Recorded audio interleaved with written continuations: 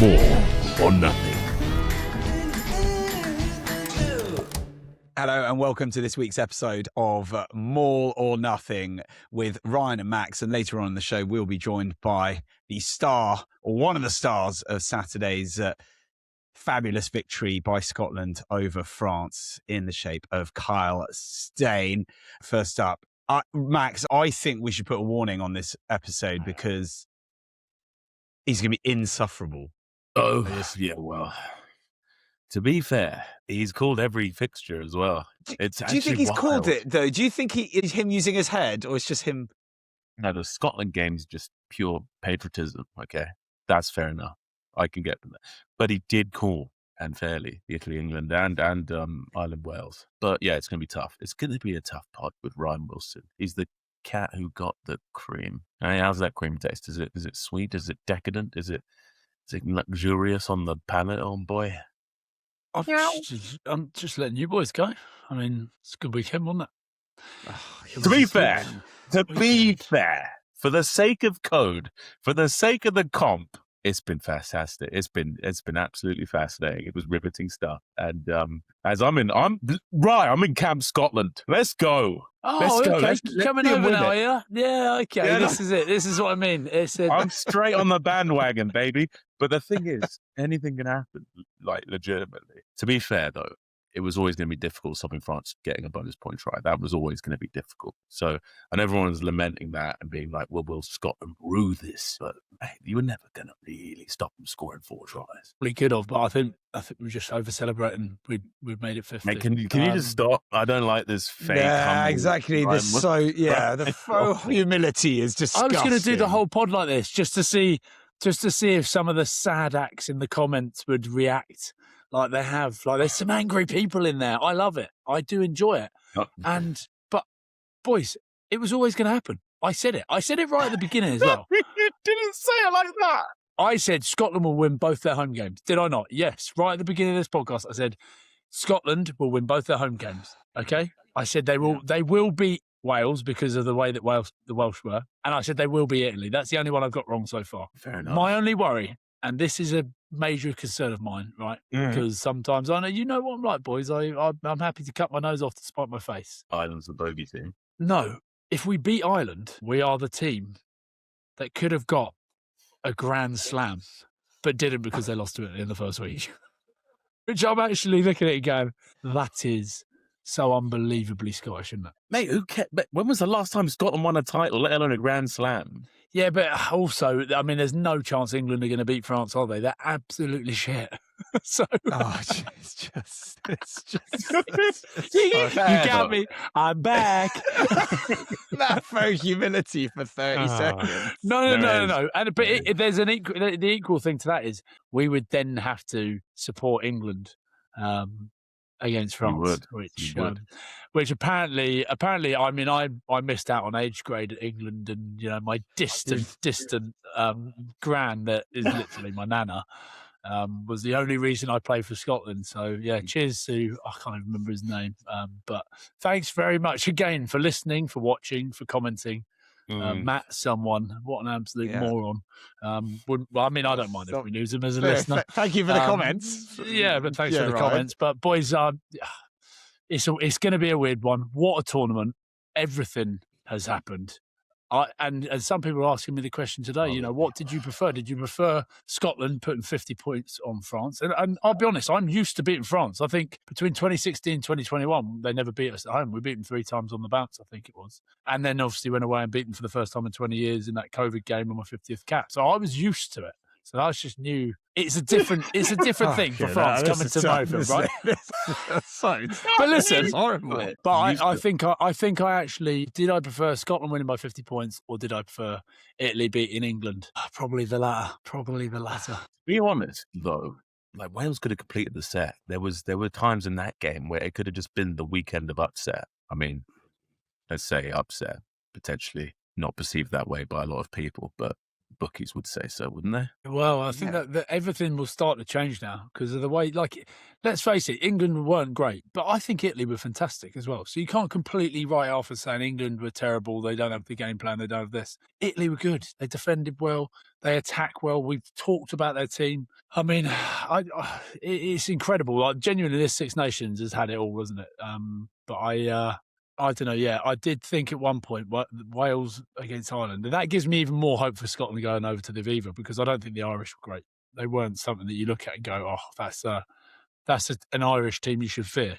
Wales were better. Oh, you've got Mark. You should be cheering on your Welsh team. I've still got your jersey mate. here. That was such a good. It was such a good performance, and genuinely, it's bizarre because Wales, whilst riding for the wooden spoon, are absolutely, it feels like they've taken an upward turn. Like you can see the kind of imprint of what Steve Tandy's trying to do. There's a team there, there's cohesion. It was fabulous to watch. It's more that the first thing you've opened with is a bit of negativity around Ireland, so people will be jumping in the comments about that. By the way, we generally speaking, we absolutely love all the comments. We do enjoy everybody jumping in.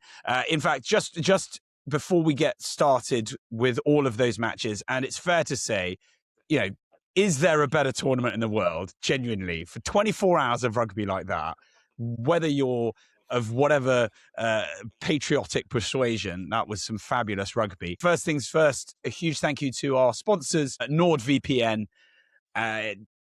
You want some free stuff? 4 months for free on us. Use the code Maul, nordvpn.com/Maul, and we'll give you some free stuff. Boys, were you doing anything naughty over the last week? Any usage, Ryan? No, I haven't been a naughty boy. I mean, it's not to say that you shouldn't get it because it has been very useful in my life the last however many months we've been sponsored by them and found a new use for Nord trying to steal other nations' Netflix series, etc. But Max, I'm sure you've been doing some nodding, haven't you? Actually looking the other day on how best to implement a VPN, right? I was looking at sort of interesting things, like buying cheaper flights outside the obvious, with going for like international kind of Netflix and etc. But the dark web beckons, boys. You feel ready fully equipped for the dark web. I've done enough research, and paired with my NordVPN, I'm gonna I could go in there fully stacked. Something like that. Like, I'll get there. We'll figure it out. Apparently, you can get anything on there. Have you ever really looked into that, Rye?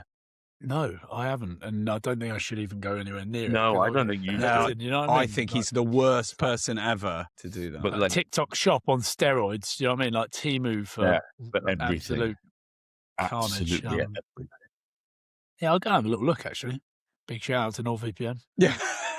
But we're not necessarily promoting sort of dark web journeys, but we are saying if you're thinking about it, play it safe, be prepared. Yeah. NordVPN.com/Maul. NordVPN, there it is. It's not illegal to go on the dark web, is it, Ryan? I don't know. Don't ask me. Mark. I'm Is it frowned upon? Now. I think what you do on there can be generally perhaps frowned upon. Okay, got you. Till you have purchased anything illegal, you're absolutely fine. But yeah, those are. Anyway, boys, let's move back to this fabulous weekend of action. Ryan, would you want to give us your Scotland take now? Because that I think is the biggest shock of the weekend. In as much, and I'm not downplaying what Italy have done because that's their first ever win over England. But I don't think in your wildest dreams, Ryan, you thought they would put 50 points on France. Now, you might think I sound a little bit crazy here. No, but Mark, you can't just roll your eyes at everything I say today just because Wales lost. So did France and all your teams. And to be fair, you are English as well, and England lost. I'm not. I don't have any English in me. Literally none. Zero. Except that accent. My God. But yeah, fine. Exactly. I have a Bradley College of England in me, but it doesn't make me English at all. That's a pretty quintessentially English, but okay. But anyway, what I was saying was, I said before the game, it is going to be you score, we score, you score, we score, which was what we started to see, right? We score off the bat, they score again. And I was like, this is going to be a game. I genuinely called it. I reckoned it was going to be like a 35-0 32 game where it's just all out attack. Everyone forgets about defence and they just go all out attack. So I could see it being a high scoring game. 50, no, I didn't think it would go that far. It was just the manner in which Scotland came out in the second half which impressed me most. Like, you look at it, was still on a knife edge going in after the first half, and Scotland controlled everything. They were so good in attack. Hugh Jones, like that. Everything seems to flow. You watch England like trying to do it where they're putting balls at the back, they're just making mistake after mistake. Everything clicked. The weather was incredible. The sun was shining. Yes, the sun was in the French eyes in the first half, and Scotland's kick game was bang on the money. But when they wanted to attack and like set piece moves, like Stanos, we'll chat to him and find out if it was straight off the training field. But that way he comes back on the inside, straight into the seam. They've obviously seen something there. It comes off, it just pays off. But the way that they're just so fluid with the way that ball goes out the back. And then when they don't want to put it out the back, people think it's going out the back, and Tom Jordan comes on the line down. You don't even need Hugh Jones. There's TJ, goes over for another score. It was just incredible. And that was the most important part of the game, when they come out after the first half, second half, and they've hit the ground running. They haven't stopped. They're just going after it. So, Go on. I don't know what. I mean, I'm not. You're like, oh, talk Scotland up. What do you want me to do? Look, England. What can you say about England? They had a 12-game win streak, and now it's fallen off the boat. That's what I'm saying. You have to be surprised by that, and it wasn't because of the backs. It was actually this time because of your forwards, because we always knew the Scottish backs were there. Oh, think about Shuey's game. Think about Demo's game. Think about Darcy Ray's first half. Your scrum's been struggling all tournament, and then you go up against France, and suddenly you're winning the count. Shuey's running around like a madman. I'm with you. The boys are on the front. My only worry now is the amount of injuries they've got with the Gregor Browns, Scott Cummins. There's a big old injury list from that game at the weekend. Yeah, that takes. And I obviously have my Glasgow hat on at the same time and think Glasgow are on a bloody good roll. If you start losing players like that for the rest of the season, don't know how bad it all is. But no, I'm with you. The forwards were incredible as well. And they just were so dominant. The speed of ball that Scotland got. And yes, France were off. Like, you could tell. Yeah. Their souls had been sucked from them when you saw it when Dupont throws that forward pass. And you're like, they've lost their heads. They're gone. That was the big one. You're absolutely right. It felt, I mean, as a performance, it felt subdued. But yeah, that moment also, it just, what was it like in the stadium? Were people genuinely like, what's going on? Like, even the refs seemed to be surprised by it. I have never seen so many French in Edinburgh in my life. I know that they like to go to Edinburgh. It is their favourite away trip, and it's usually like full of France fans. But this was another, I reckon there was almost 50-50 in the stands, if not more French fans. It was incredible, and it was such a good day. But I reckon Gautier screwed himself over as well by coming out in the week and saying, the changing room is too fucking small. They put this pillar, it is shit. And they've like started weirdly, you know what the French are like as well? They can get like carried away with things and they buy into it. I think he's almost put them on a downer straight away, because then the players are going in going, oh yeah, this is shit. Yeah, the changing room is small. Really? Oh, maybe they're... Yeah, and I was like, why would you do that to players which you know in the past, Max? The French have been... Do you know what I mean? They're quite easily influenced with things like that. A fair thing to do with this French team, would you? Well, I mean, did you see the French team you've seen in the past? It was the first time Gautier's gone and moaned about something before the game and slagged it off, and then suddenly... Yeah, but I thought you were talking about like the Michelat, the Fabien Pelouse team, you know, Jerome Dion team, not this one. It looked like a shaken France team that hadn't been put under that much pressure. And you got to give him it. Tooney got his tactics spot on. You mentioned Darcy Ray, but everyone's saying, oh, you know, brave to drop Xander Fagerson. Xander Fagerson wasn't fucking dropped. He has been put on the bench to bring an impact. And if after 30 minutes, no matter what, I think Xander was getting brought on, but actually Darcy, like you said, was having a good game. So just before half time, I mean, it's again a weird one, isn't it? We talked about this last week, but why bring him on at 39 minutes with 1 minute to go? I suppose it was just about to have a scrum, so he wanted to get him out in the field. But you look at that, like tactically, they got everything right. They started well, which is what they needed to do. In the second half, all the chat would have been, let's go out, let's not sit back on our heels, go at them again. And they did that again and again and again. And I was just, it was when they were thinking about going for the corner, 47 points, and I'm going, no, make it 50. I was screaming for make it 50, just for a laugh. And they did, thank God, because the only other worrying thing was that last 15 minutes, it was like Argentina all over, which... It was twitching. It was running out of time but they was... Look, in the end, an amazing result. But we'll obviously delve more into it when Stano's on in a bit. But Atmosphere-wise, Ryan, where does that rank for you? Do you know what? Actually, I don't think it was as good an atmosphere as the England game. It was amazing because we were playing so well, and suddenly when those tries start racking up, then there was a shock. But the atmosphere, like I said, because I genuinely believe there was 50-50 in terms of France, so it was silence in the French fans.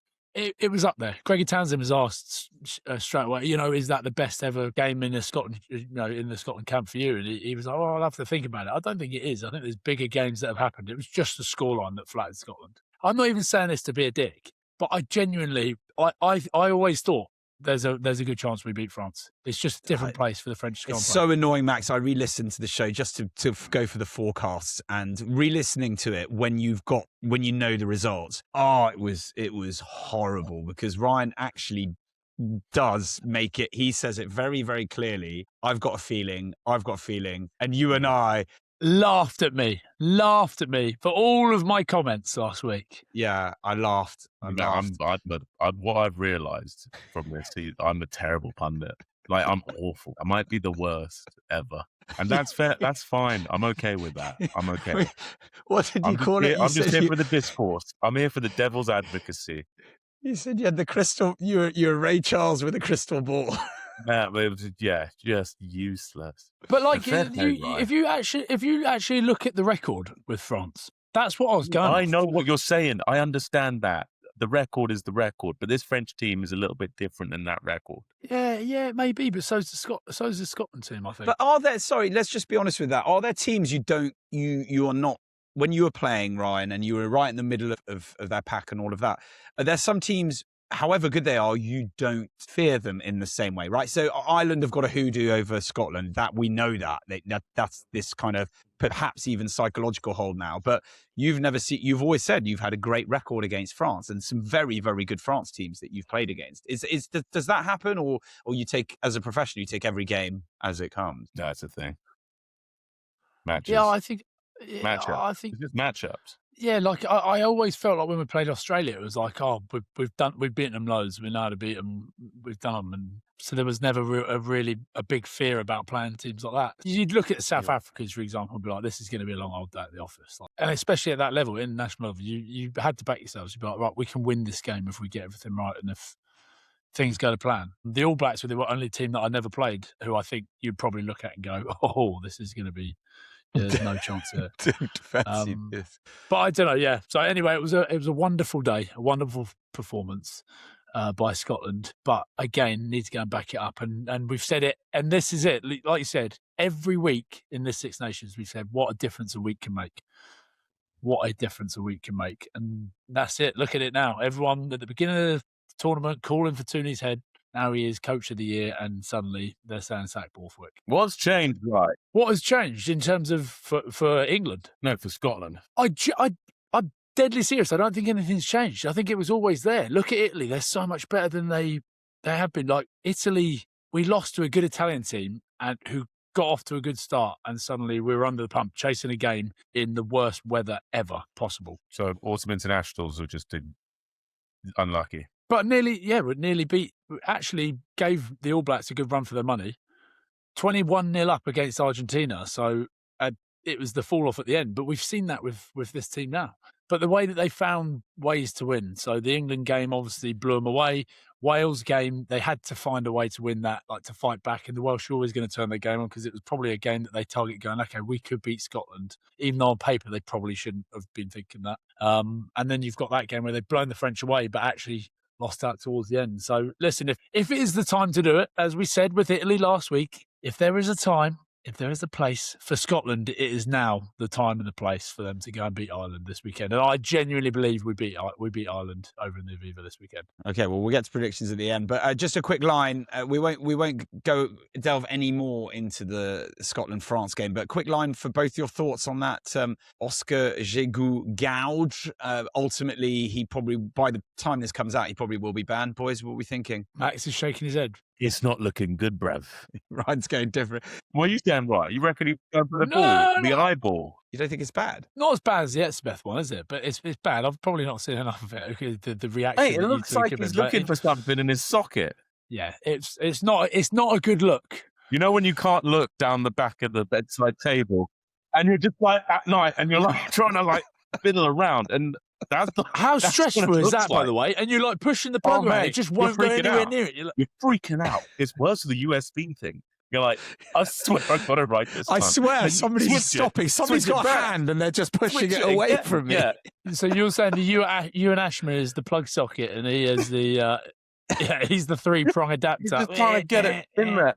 Why won't it fit? It's not a good look, is it? It's not a good look, and absolutely no need for it. But again, the French were rattled. We'll ask Stainer, but he's not going to give anything away. But Ben White getting stuck in, and I've seen people on Twitter and stuff today going, "Oh, Ben White, it's a disgrace." All this going at someone. Oh, it's part of the game. You do whatever you can to win the match. That's gamesmanship. Yeah, and people are going, "No, it's not. It's not sportsmanship. You shouldn't be doing it." No.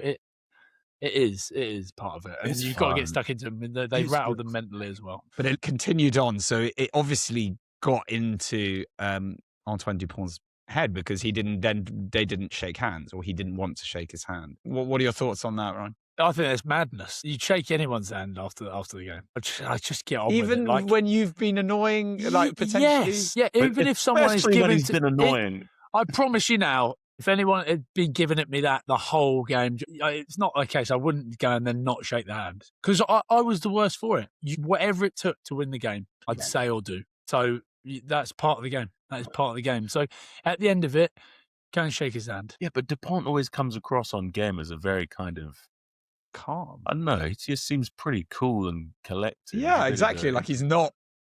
He is not, up in your grill. Extrovert. It's not incredibly. Yeah. He's not incredibly emotive as a competitor. So I guess when it happens that way around, it's just something that he doesn't really respect.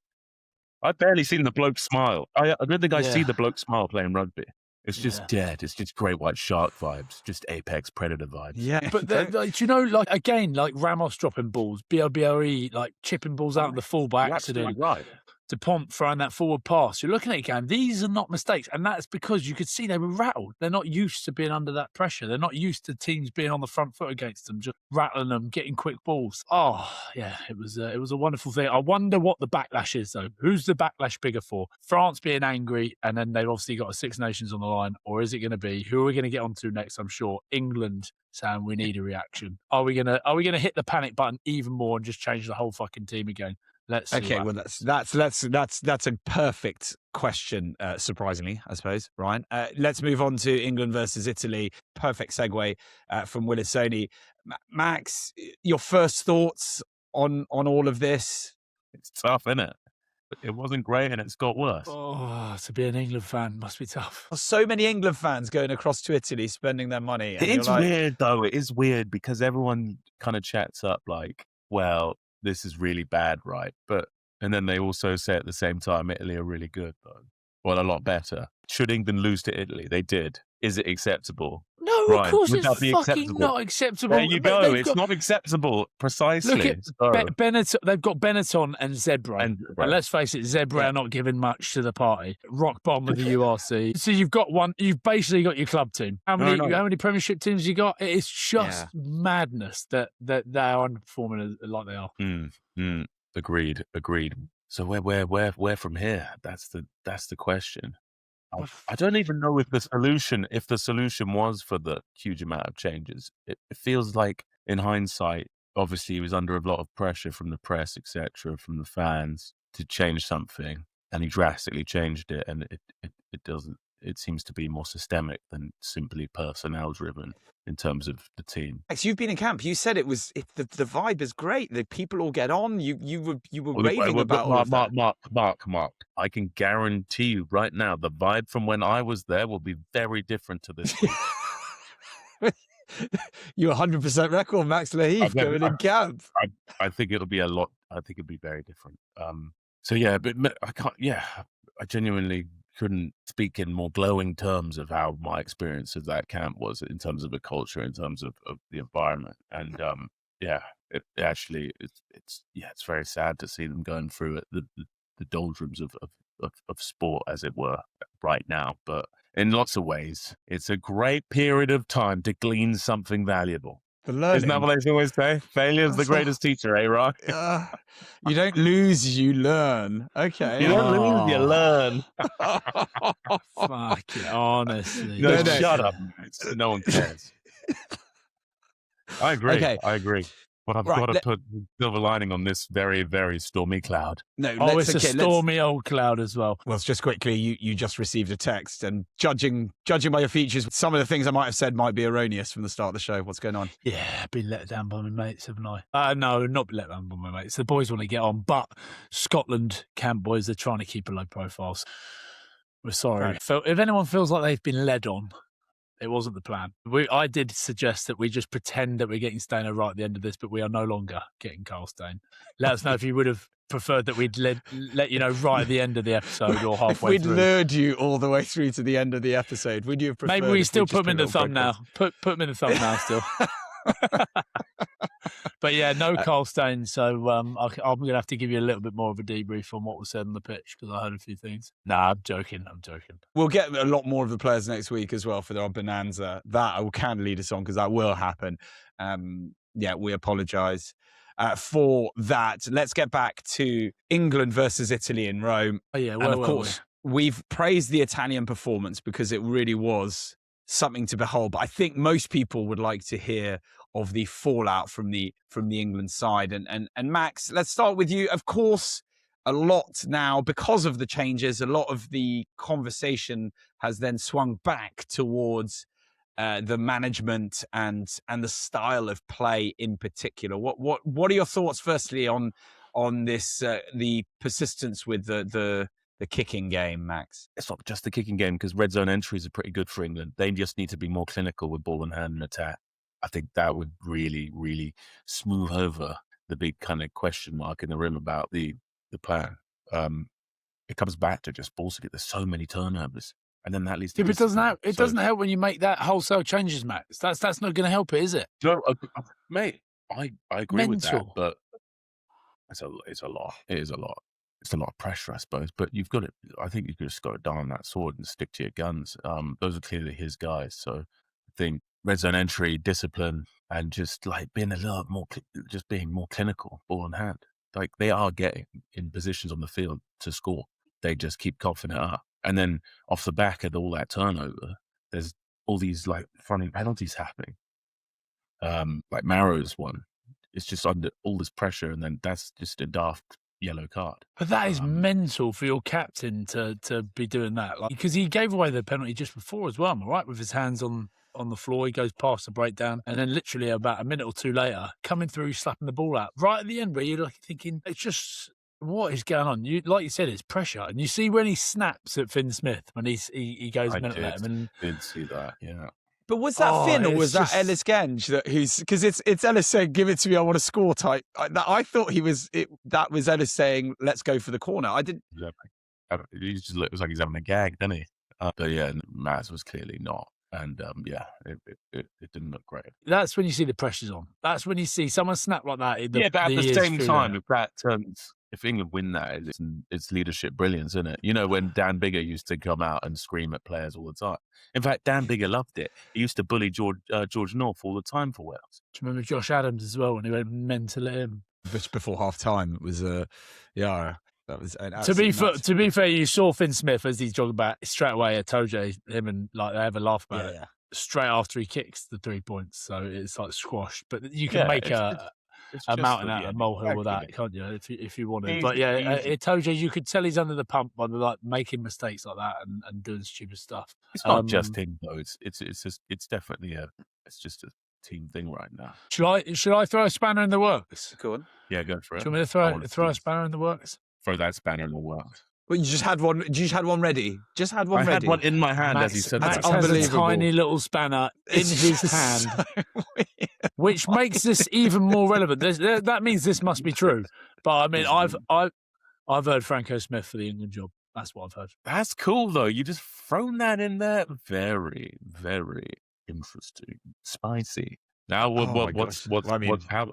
Well, I've heard Scotland don't get their act together. Franco Smith is on the radar. Oh my gosh! So you're literally like Borthers in, aren't you? Now you're like because you don't want Franco Smith. I mean, you rate him as a as a head coach. So what do you reckon? What Max what would you say if you got Franco Smith at England? Would that be a good thing? I mean, clearly he's a great coach. Do I think before the World Cup? Yeah. I don't know, man. That's Well, you think it's Borthos is taking you boys to the World Cup? I mean, I'm starting to sound like Austin Healey, aren't I? Fucking trying to get everyone the sack, but I mean, my brain says, yeah. If you would like, do I think fixing it take Borthos out, change the whole thing? Yeah, potentially. Like having those sort of changes can do that, but at the same time, I think just little tweaks could sort this out. It would have potentially really big ramifications for how this team would go. I don't think it's like a massive overhaul of culture needs to be had here. I don't know how that coaching room operates in terms of Lee Black, its ownership of that attack, etc., or what's going on there. I didn't have that sort of insight, but those sort of tweaks could have potentially huge consequences. So, but it's happened before. Look at Tooney. Exactly. What are we talking about, man? I suppose a year ago, would you have taken 12 wins out of 15? You'd probably go, oh yeah, that's pretty good, actually, right? It's a pretty good year. And the problem is they've accumulated in a row. Max, I got a sense of the heat on all of the comments across social media, in the papers. A lot of it is very much the negativity around, because England have the most kicks in play, the most kick meters made, and it's not.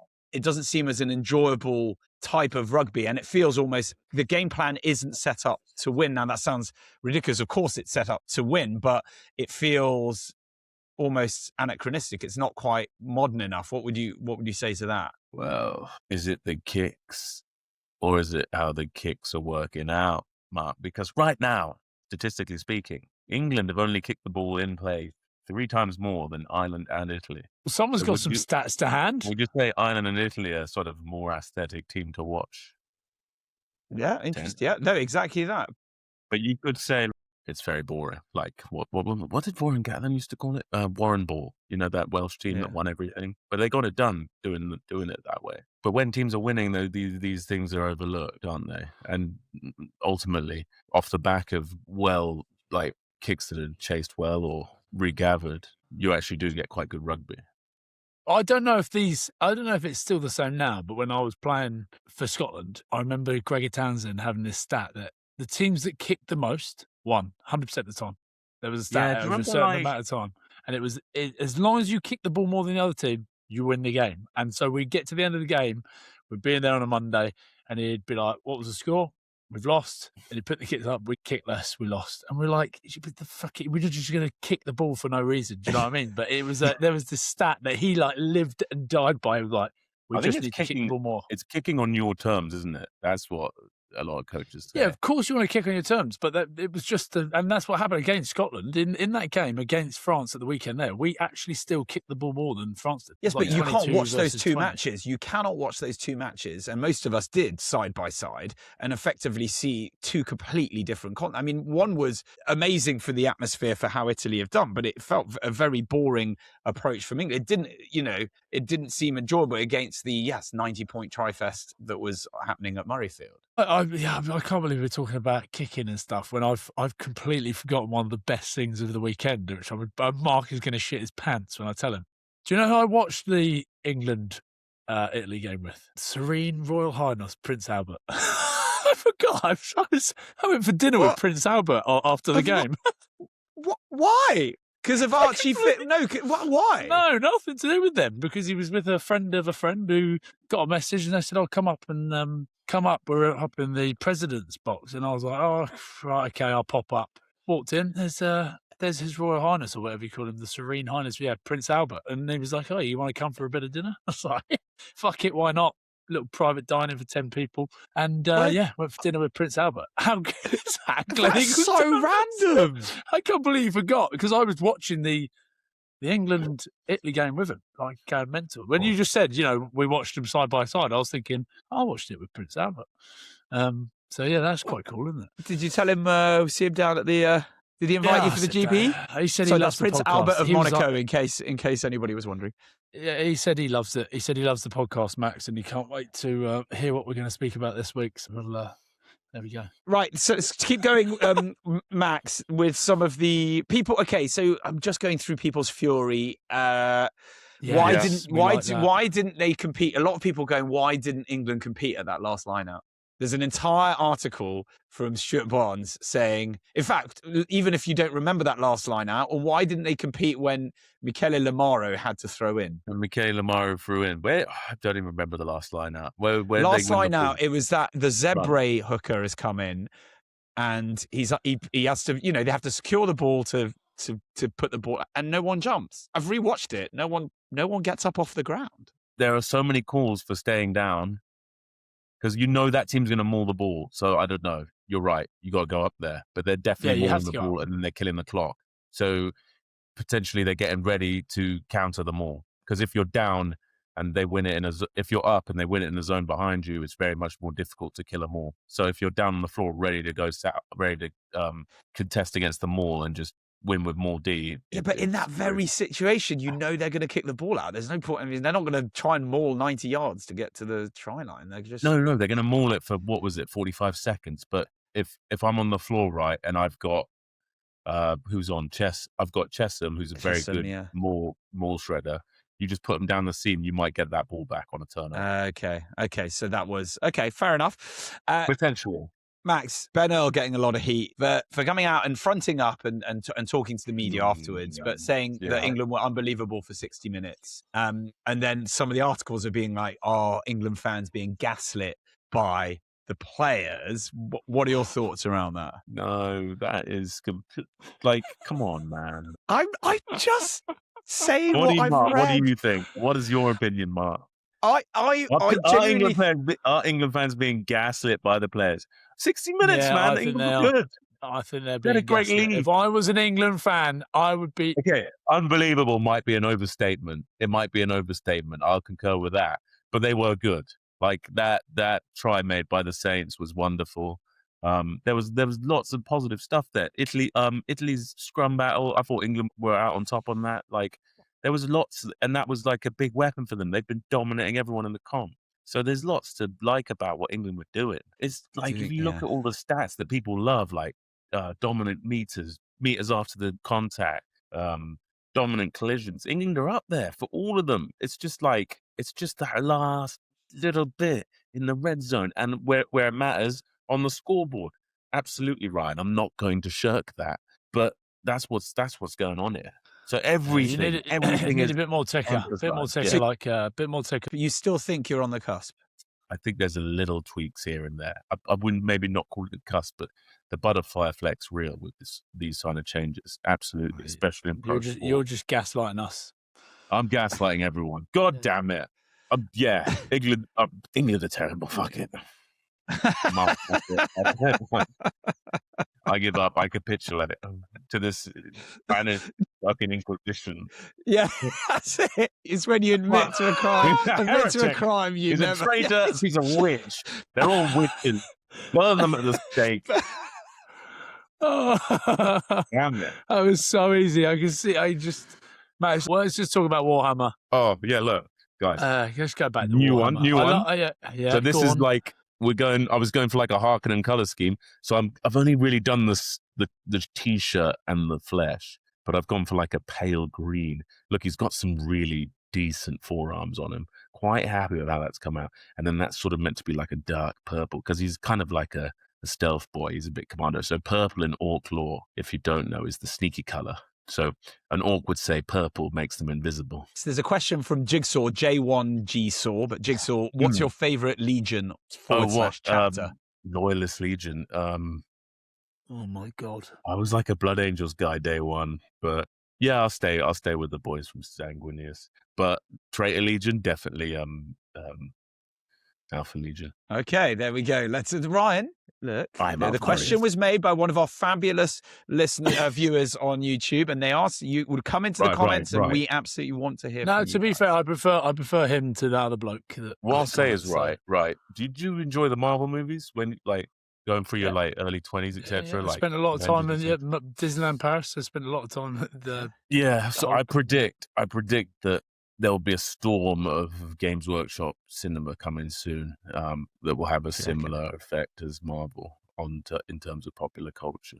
It's going to get weird reckon? quickly. Yeah, it's about to happen in the next, like, I don't know, 5 to 10, like 5 years. It's going to be everywhere. So you reckon You'll get weird for That's a while. what our Don't kids, worry. Once you watch it, you'll be like, oh, this is metal. I just want the Space Marines, see what happens. We'd like to take a moment to interrupt this special broadcast, our lovely podcast, to thank our wonderful sponsors from day one, the great, the majestic, the whiskey alchemists themselves, Wolf Craig Distillery. Where can you find them, Ryan, and what special products can our wonderful listeners purchase? Well, you will do your normal shout out at the end of this, but it is wolfcraig.com. Head over there, and boys, they've got a beautiful little 14-year-old which has been distilled in a triple sherry cask. So jump over, grab yourself something like that. Or Mark prefers a little gin and tonic, although he's told me he's off the booze at the moment because he's kicked it too hard. But Wolf Craig, they've been with us right from the beginning, boys. They are the reason that we're really here, because we wouldn't be able to do it without them. Mark, finish it off. Guys, head over to wolfcraig.com and pick something up nice, or buy something nice for somebody else. We love you, Wolf Craig. Yeah, what was that, Mark? What was that? It was more like of a ripple. It's like a small, like a young wolf, I guess. Okay, thanks very much. Right, let's just please talk a little bit, though, about Italy. And particularly, there was a very interesting phrase where, and I wish we'd asked Louis Liner about this, but that they claim that Minoncello is touched by God. That's something to do with his nickname or something like that, is how they feel that he is in terms of his abilities. What do we reckon? I mean, it's tough not to say it, but he's probably like top 3 centers in the world right now, right? Would you say? Him and like Brexton, Cipolotto and Hugh Jones, yeah. Yeah, I'd say it's those two. It'd be tough to pick. Although they them. would counter that they took on, Huey Pilotu and won. So that would probably be there. Yeah, in a shitstorm of weather. But right now they are the two best combos going, and Menoncello is on another level at the moment. when they announced that Menoncello was signing for Toulouse, right? And then Flats was like, "Yeah, Toulouse need players like that, don't they?"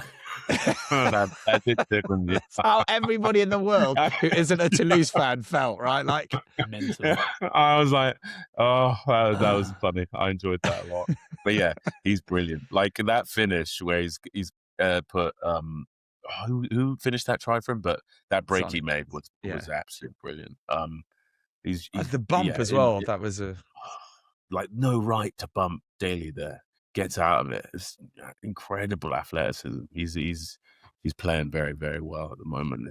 It's tough to deny his greatness right now. Just talking to centres, do you reckon the Aussies, like talking about Sione, because I genuinely believe he is up there with one of the best centres in the world at the moment and the way he's playing. Yeah, he played. But also his leadership as well, and the way he gets boys emotionally good charged statesman. up. And even the fact, did you see when he went to get the Calcutta Cup and he didn't know he wasn't allowed to hug Princess Anne? And he goes to hug and she's like, oh, like, he can't sort of hug me. And then so after that game, he goes to get the old Lions and he's like, pretending to hug her. Have you seen it? And she's like, gets the joke. He's just a good human being. But like, I just look at the way he's playing the game at the moment. He genuinely is on another level. Do you reckon the Australians are looking at it going, how on earth did we let that bloke go? How did we let that bloke go? Same with Jack Dempsey, who was playing for Australia. Is 6 caps for Australia? It's mad to think, isn't it? You've got players that are doing what they're doing at the moment. Yeah, they would actually, you're right. Like Demo as well. They would love those two boys in the green and gold. They would be invaluable. It is funny, isn't it? How it all works out. Like psychologically as competitors. Both just a little bit cray, and then you've got Tui Pilotu's sort of leadership skills on top of that. It's quite brilliant. You're right though. He is the all court center right now. He's got the sort of the bulk and mass to crash ball it. He's also got the dexterity, the guile of hand and form to spread. It's undefendable, Max. Yeah. It's undefendable. You look at the French. They just don't know how to deal with it. Yeah, he could make. Also, his no-look passing is the amount of times it's worked as well. Yeah. But if you go back, genuinely, look at the Tom Jordan try. If you go back and look at it from behind view and you watch him, he gives the eyes around the back to Finn. But Finn, and this is the big pit that people like don't watch rugby as much as Norses like us. You look at Finn. Finn actually looks like he's about to catch the ball. You get a normal 10 run out the back that knows he's not going to get it. Yeah. But Finn's actually, it's almost like Finn's like, oh shit, he's forgotten to give me the ball. Finn's like going to get it as if he's looking back outside him. Also, how much did TJ look like he enjoyed that though when he scored? They went full boy band when they scored that. It was full Power Rangers, wasn't it? It was wild. Well, we had straight afterwards in the Arnold Clark Lounge. We had Tom Jordan, Ben White, Rory Darge, and who else was in there? Oh, my brain's gone. We had him on the stage in there, and I was like, it was literally anything they said. Everyone was like, yeah. Yeah. And TJ was loving it. I was like, we're going to win next week. He's like, yeah. But yeah, good energy about it. Sorry, TJ's just pure energy. Just like he's retriever. He's just got that like he's like proper vibes. Like you're like, yeah, he's just so, I don't know. That's it, isn't it? He's so effervescent. Very effervescent. That's a great word to describe him. Absolutely brilliant. Yeah, he looked like he really enjoyed that. Now, talk us through, speaking of enjoying, we haven't actually done any debrief on, did you go out with the boys afterwards, or they didn't? Did they take it easy because there's one more week to go for them? Strictly business, boys. So Finn popped in to see the Prince, but he was driving. He was like, boys, got a big game next week, taking it easy. Even Prince Albert offering him whiskey, and Finn went, no, sorry mate, can't do it. I was like, I know what you're up to, Albert. You're trying to ruin Finn Russell for next week so that the French win the title. But no, they were good boys, I believe. So no one out. Big game coming up. Remember, Ireland got an extra day, which we know is actually international level as well. That extra day for recovery is a big old thing. So we've talked obviously Minoncello on scintillating form, but the performance as a whole, but also even the reaction you felt from the players afterwards was almost as though they knew they were going in to get this job done. Didn't we feel, Max? Yeah, I agree with that, but there was also some genuine emotion being felt there. Like Canone, who had a brilliant game, Nicola weeping, just huge. Mate, how much does he look like Jake Paul, by the way? But anyway, that's exactly what I was thinking of when I was watching it. He looks like a huge like barbarian Jake Paul. But he played very well. I thought he was brilliant, like a big enforcer. Zambonin as well, who looks like a really handsome Jesus, kind of Renaissance painter Italian. If you see him, he's like 6'7". He plays for Exeter at the moment. Like curls and just perfectly symmetrical face. Great player as well. He had a really, really good game. But yeah, no, you did see some genuine, like, real emotion out there. And then the light show and everything. And but it wasn't, you're right, it didn't have that same thing as when they beat Wales, like, a few years back. Garbisi now, obviously a seasoned vet, like, real test match 10 in terms of how he gets that back line and those forwards moving around the field. So yeah, there was a sort of a genuine kind of like, yeah, we earned the right to get this dub. But yeah, it was a great Italian occasion. You look at the way that they've been put together, and Casada has got a lot to do with it as well, hasn't he? Like the way that he's got on plan. He's obviously a bloody good coach, but there is something about when they win. I mean, they cry at anything though, wouldn't they? Isn't it weird? Why is it that they cry at everything? Because they're close to their feelings, no, mate. I think them. No, I just think there's more like civil pride with Italy. It's the same with Argentina. Oh, no, it's a beautiful thing. I love it. I think it's good, but it's like they get very emotional.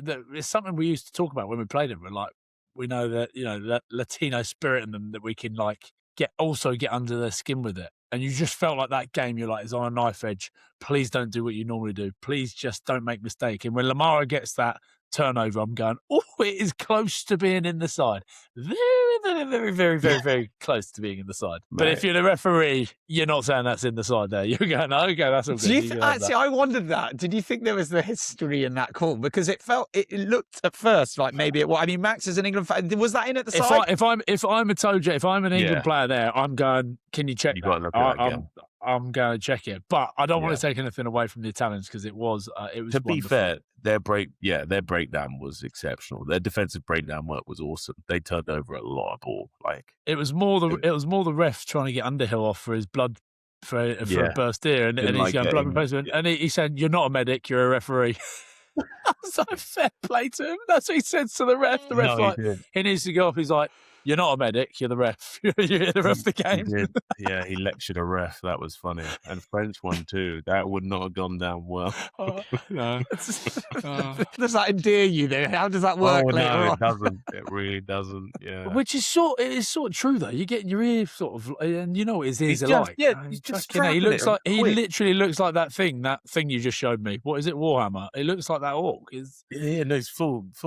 Mate, I used to call him Azog the Defiler from The Hobbit. He looks remarkably like the Defiler from the movie. Yeah, but no, Italy did deserve it. And do you know what? How good it is that we're seeing Italy do what they're doing at the moment. I won't be saying that next week when we beat Ireland and should have had the Grand Slam. But it is. Yeah, but it frames everything a little bit, doesn't it? It shows that that obviously the competition is so intense with all 6 teams now, really, but also that. There was this huge outcry. Gregor Townsend's got to go because you'd lost to Italy in Rome. People now go to. It's not an easy place to go and win. No, exactly. Exactly. Also, it looks like it's only going to get better because of obviously the recent 20 success they've had the last few years. So, yeah, mate. And they've still got players come back from injury as well. So the World Cup is going to be interesting for Italy. The World Cup will be interesting.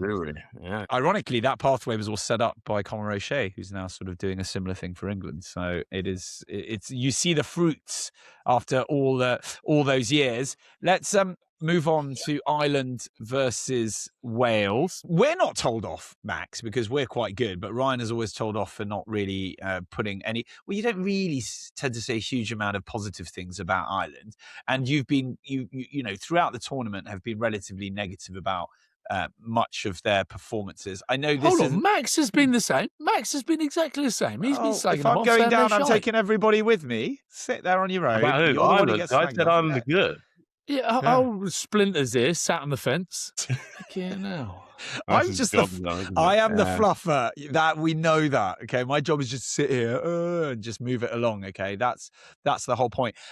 But can we start with having been destroyed by France in the opening round, Ireland are now also in the mix for Super Saturday next weekend, and they've beaten Wales, and it's not the Wales from round 1. This is round 4 Wales. So some positivity around where Ireland are at, Max. Well, Ireland are yeah. See, he's going to struggle. Look at him. He's going to struggle. See, already he's like, leave him alone. No, it's a matter of positivity around Ireland. No, Ireland. I think some people sort of forecasted that Ireland would really struggle. I was talking to Irish boys like Kieran Marms, a few of the analysts at Bristol, stalwart Irishmen. They're like, no chance, we're going to struggle so hard this Six Nations. Boys have persevered. Faz has found a way. He's brought some new faces, new blood in there, and they've done an absolute job. O'Toole, Balakoon, Jiminy, McCluskey, what guy, what bloke, the Cinderella man, just getting it done. What an inspiration to all of us 30-something athletes. You do it, McCluskey, you dirty dog. But Nathan Doak, who got his debut, who came on as well, like he's a class little player that's been playing well for Ulster as well. It's good. Yeah. It's good to see an Ulster contingent in there. I think, and this is going to upset people, of course it is, but that makes me like him a bit more. You know, more Ulsterman. Less of the other ones. You just want a team full of Ulster and Connor. I was about to say, you just want a team. You know what I mean? If you just Ulster. Made up a team, but I think it's great for Ulster. It's great for Ulster to have so many players in there. And like you said, Max, some of these guys that should have probably been given an opportunity earlier. You look at it. That's probably been the problem with Irish rugby is that they've not been given a huge amount of opportunity. They've not changed much up. Now they're having to do it, and you're seeing actually, we've got some good players outside that group. But they were winning everything, mate. They didn't need to. I agree. They didn't need to. That was the thing, right? They didn't need to change much because they were pretty successful. But I think it looks like he's got a hand on the. Faz is clearly an absolute magician, right? There's going to be question marks going into a World Cup year around the number 10.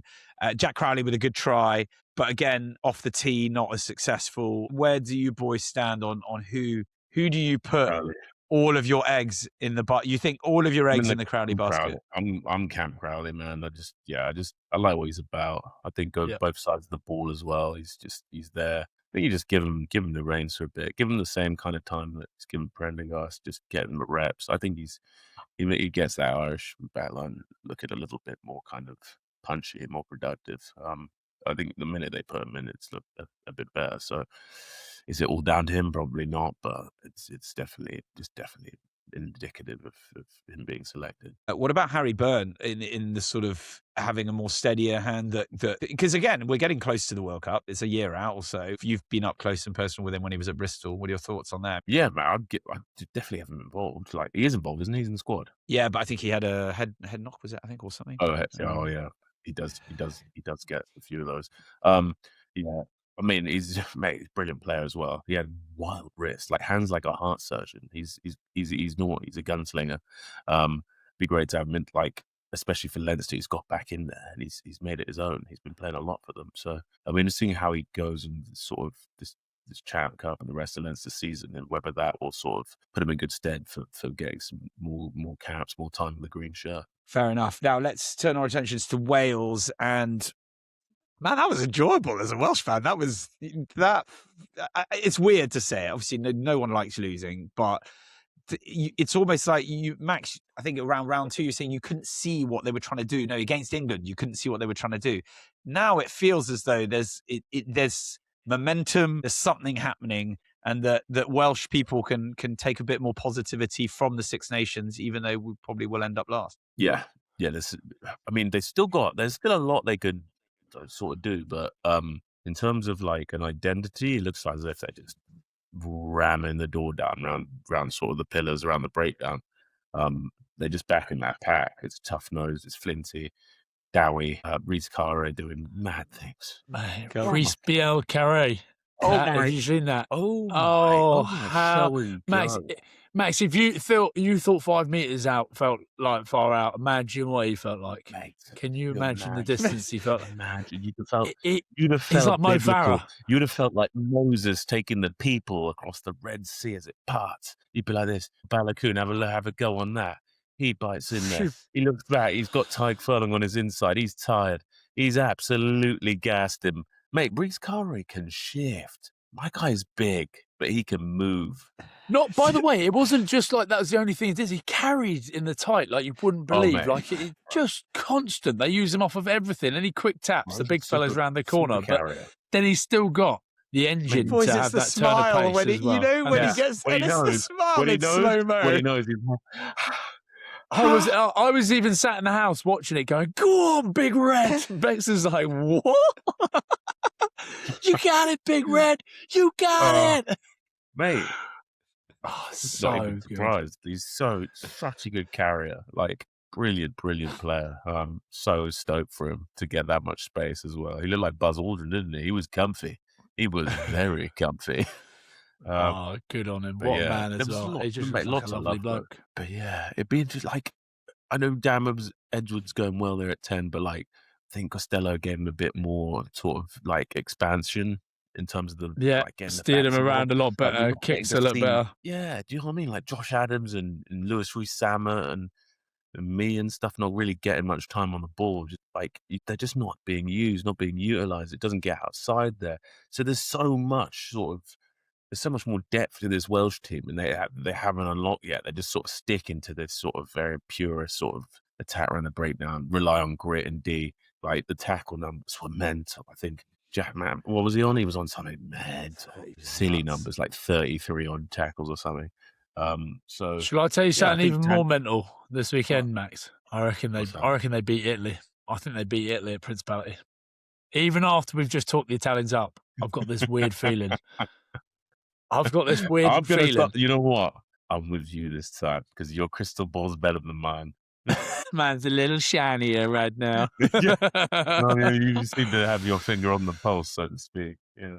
And do you know what? Even more importantly, I mean, I was going to say a bonus point would then take them above England, but it doesn't. There needs to be a serious swing of points, unfortunately. They would only need to score something like 105 nil to jump above England, so that's not going to happen. Oh, no, because if England concede 30, they only need to do 75-0.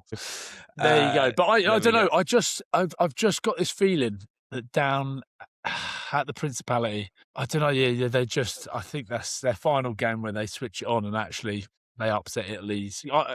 It's a tough one now because I'm going to both teams. I'm going, who would you rather win, Max? Let's take Mark out of the situation here. Who would you rather win that game, Italy or Wales? Wales.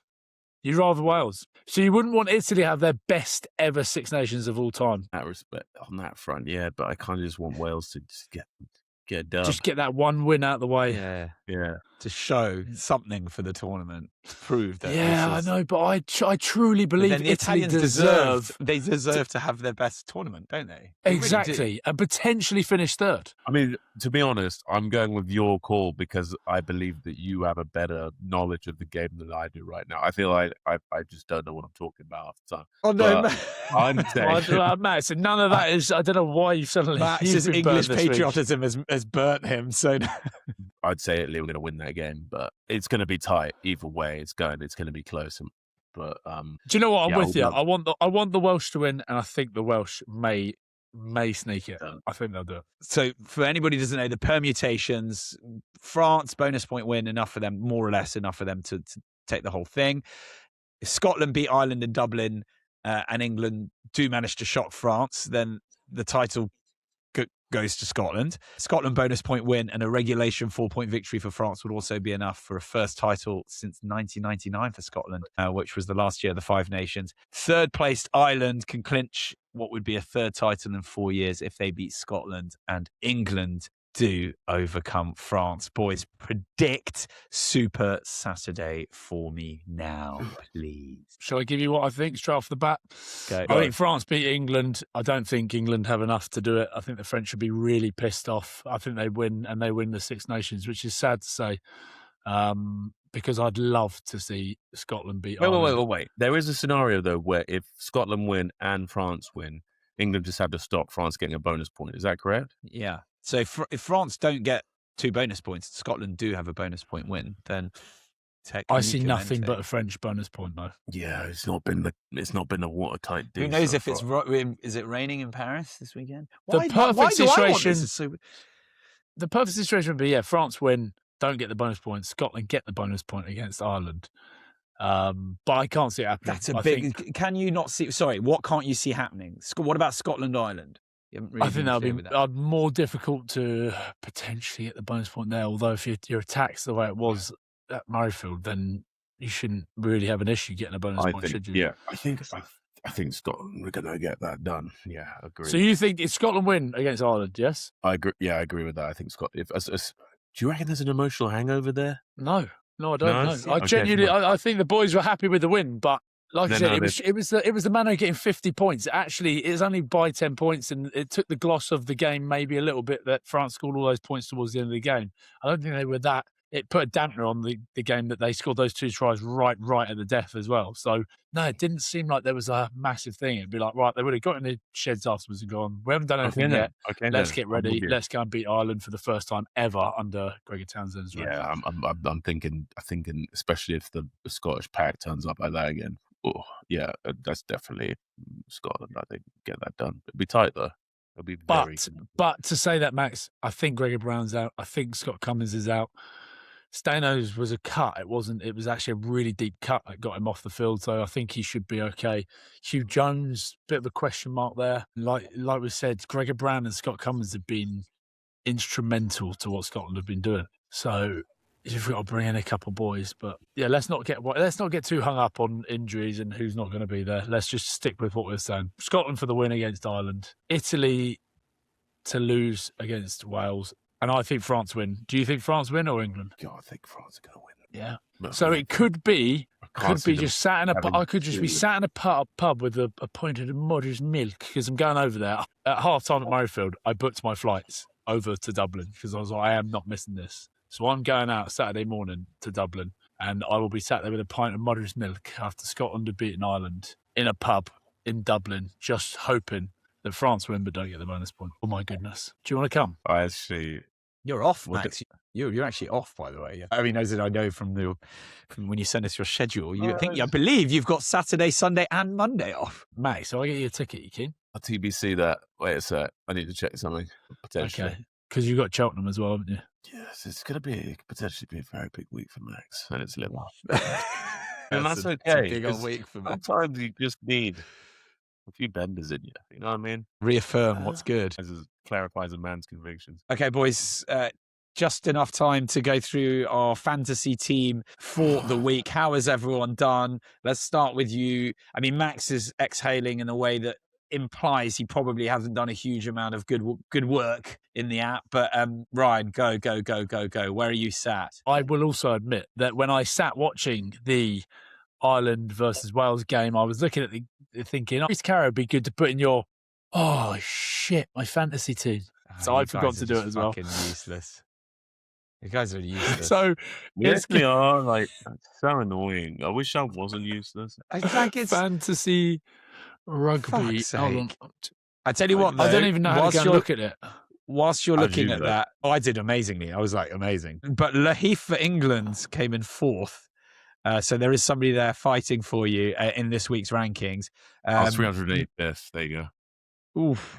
385th. Top of this week for the round was I Sharat myself, which I quite appreciate. I was 28th this week. Actually, quite well. Right, I'm going to blow these bastards. I'm going to have a really good team this time. Yeah, I'm going to try next week.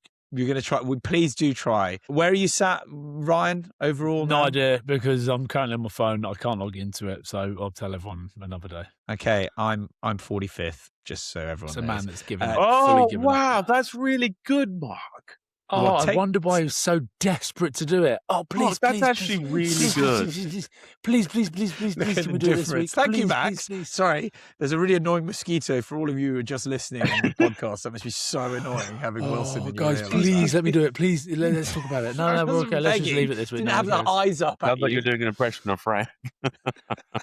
Anyone listening, just before there was a little edit that was put in here where Mark begged us to do that, and now we know why. Unbelievable. Begged us. Literally begged us. You're the worst. So I think on that note, it's probably a good time to say goodbye. Huge thank you to Max, as always. I suppose a sort of adequate, middling thank you to Ryan. And a huge thank you to you all for watching and listening. We will be bringing more stars next week. There is no doubt about that. But it is actually we will see a star. There will be a There'll be a star for Super Saturday, and we are very, very excited. Here we go. You got to stop making me out to be the bad guy. This is terrible. Get in the comments. Yeah.